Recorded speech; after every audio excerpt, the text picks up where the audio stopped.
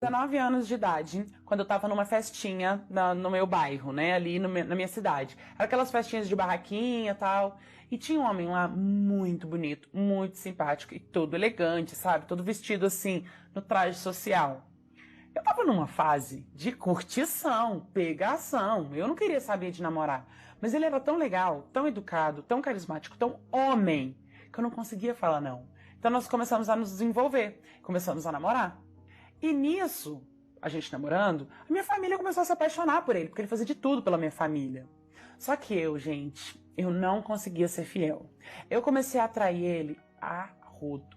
Eu traía pra caramba, eu dava perdido, eu enganava, eu mentia. Nossa, cara, eu fazia tanta coisa. E ele começou a se desenvolver em insegurança e ciúmes. Não era nada fora do normal. Ele tinha razão em tudo que ele cobrava, em tudo que ele falava. Só que eu era tão maldosinha, que quando ele pagava de ciumento pro meu lado, eu falava pra ele assim, você merece ser chifrudo. Eu traía ele e ainda falava isso pra ele. Só que ele não sabia que eu traía, né? Óbvio, ele sacava, ele sentia que estava acontecendo alguma coisa, mas ele nunca tinha descoberto. Bom, eu levei um relacionamento assim 3 anos. 3 anos sendo infiel, sendo mentirosa, as pessoas sabiam, as pessoas viam. Meus amigos se afastaram de mim completamente, eles não gostavam do que eu fazia. De repente, eu descobri que eu estava grávida. Mas é claro que não era dele. Era de um boyzinho que era bem mais novo que eu e que de vez em quando eu pulava a cerca pra ir fumar maconha com ele. Pois é, era dele. Só que claro que eu não contei que não era dele, né? Eu virei pro meu namorado e falei pra ele que era dele. E ele na hora virou pra mim e falou assim: eu não tô preparado pra ser pai. Aborta. E naquele momento, calma aí, né, gente? Tipo, eu era a pessoa mais sem juízo da face da terra, que nem a minha falta de juízo me fazia vontade de abortar o meu filho. Claro que eu fiquei com raiva, e aí ele acabou descobrindo de todas as minhas traições. Aí foi um baque. Aí ele se separou de mim, e quer saber? Eu não tava nem aí. Vocês acham que eu quetei? Quetei nada. Continuei saindo, continuei pegando, mesmo grávida, continuei ficando com outras pessoas e aprontando como se essa fosse a minha vida. Aí é óbvio que eu virei pro boyzinho que eu tava fumando maconha, que seria o pai do meu filho, e contei pra ele que eu estava grávida dele. O que ele fez? Pulou da cerquinha também. Você acha que ele quis ficar no barquinho? Não quis ficar no barquinho, não quis assumir a criança e sumiu no mapa. E bom, vida que segue, né? Continuei zoando a minha vida do mesmo jeitinho. Detalhe, o meu primeiro namorado, né, no caso, o bonitão social, continuava pelo menos ligando pra minha mãe pra saber como eu e a minha filha estavam. Mas enfim, ela sempre falava, continua sem juízo do mesmo jeito. E pra mim eu não era sem juízo, eu só era dona do meu nariz. Bom, com 5 meses de grávida, eu conheci um cara muito mais novo que eu. Gente, eu pegava muito cara novo. E aí eu acabei ficando com ele, mesmo grávida, ele quis ficar do meu lado. E a gente começou a namorar, né? E o meu filho nasceu, ele participou de tudo, não assumiu não, né? Ele era meu namorado.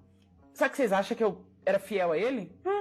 De forma alguma. Eu traía ele pra caramba. E o pior é que eu traía ele com o boyzinho que eu fumava maconha. O pai do meu filho, o verdadeiro pai do meu filho, que pulou do barquinho quando descobriu que eu tava grávida. Pois é, eu continuei traindo ele, traindo o meu namorado que tava me apoiando na gravidez pra ficar com o cara que me engravidou e... Pra você ver tanto que eu era sem juízo. Bom, a vida foi indo tal, quando eu descobri que estava grávida de novo. Só que dessa vez era do meu namorado, era dele de verdade. E eu fiquei bem mal, porque depois que eu contei pra ele que estava grávida, ele me contou que ele estava em dúvida sobre o relacionamento dele e enfim descobri que ele estava me traindo. Eu fiquei bem mal, eu pensei que por eu trair demais...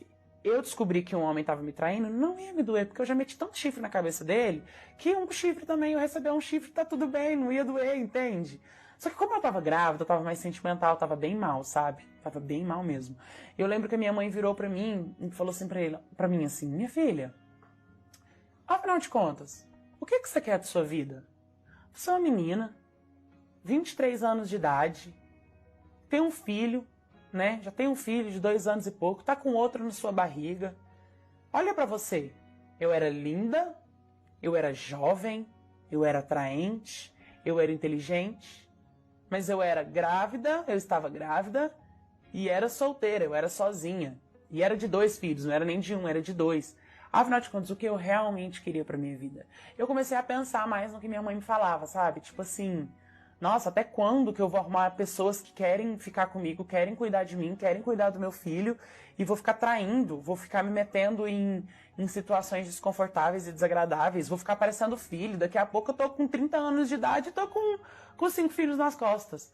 E foi quando eu realmente decidi mudar completamente a minha vida.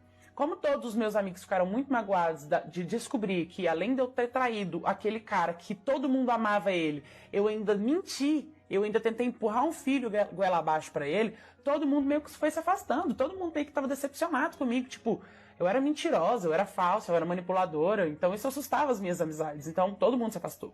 Só que quando eu resolvi mudar de vida de verdade, que eu vi que, tipo, eu tava sozinha, eu era sozinha, toda a minha curtição, minha cachaçaiada, minha bebida, minha farra, as transas que eu tinha eram coisas tão fúteis e tão supérfluas e tão rasas que não dava nem para considerar isso como algo bom. E foi quando eu comecei a focar em realmente saber o que eu queria. Graças a Deus, 2 melhores amigos meus começaram a se aproximar de mim novamente. Começaram a me dar força, a me dar coragem, a me apoiarem, a me fazerem acreditar que eu poderia sim ser feliz. Até que um dia o meu telefone tocou e era o meu ex, aquele do começo da história, né? O simpático, bonito. Tá perguntando como eu tava, como estavam as crianças, se eu tava bem. Eu falei que sim, falei que tava solteiro e ele me convidou pra jantar.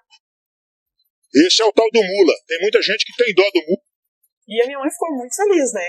Eu falei, meu filho só tinha 1 mês de vida. Eu falei, mãe, mas fica com ele pra jantar? E minha mãe falou, sim. E eu fui. E lá no restaurante, eu contando, desabafando, né? Falando para ele todos os meus problemas, as minhas dores, tudo que eu passei durante esse tempo inteiro, eu pude perceber como ele é homem. Porque um homem de verdade, ele te apoia, ele te escuta, ele te abraça, ele te perdoa, ele mostra que você é capaz, ele te admira, ele te levanta. E ele fez tudo isso em um jantar. Ele fez eu sentir uma admiração por ele que eu nunca tinha sentido na minha vida. E por incrível que pareça, ele quis continuar comigo. Hoje nós estamos juntos.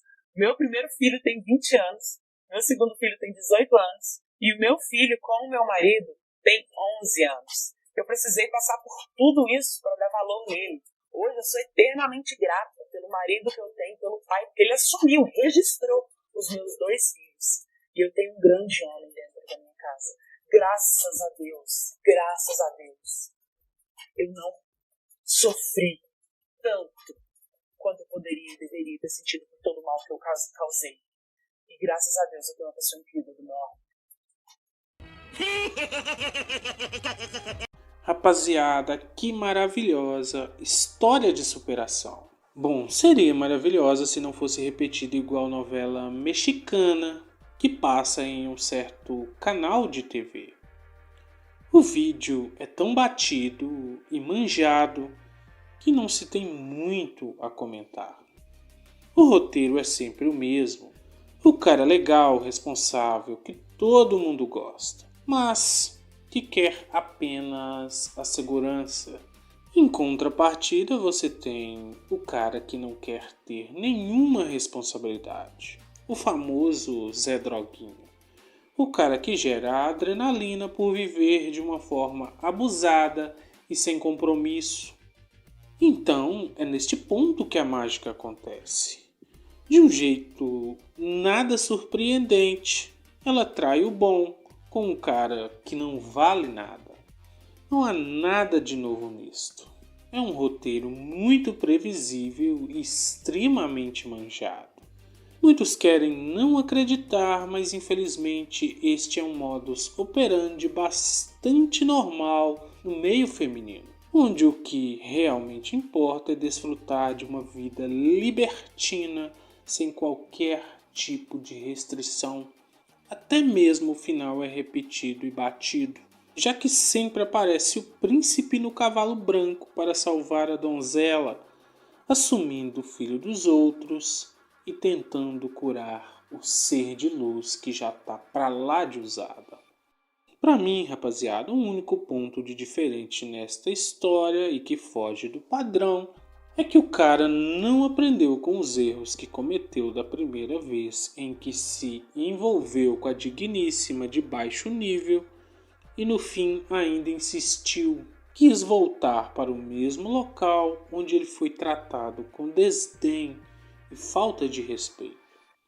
A famosa síndrome de Estocolmo. Mas é tudo a questão das escolhas, né, meus nobres? Alguns gostam de arriscar e outros preferem não ter dor de cabeça. O ponto aqui é simplesmente aplicarmos o velho ensinamento. Ensinamento este que o Miquéia brilhoso não aprendeu. O cara inteligente vai aprender com o próprio erro. O que o Miquéia não foi. Já os sábios aprenderão com os erros dos outros. Fica aí a dica, rapaziada. Bom, concluímos aqui, meus nobres.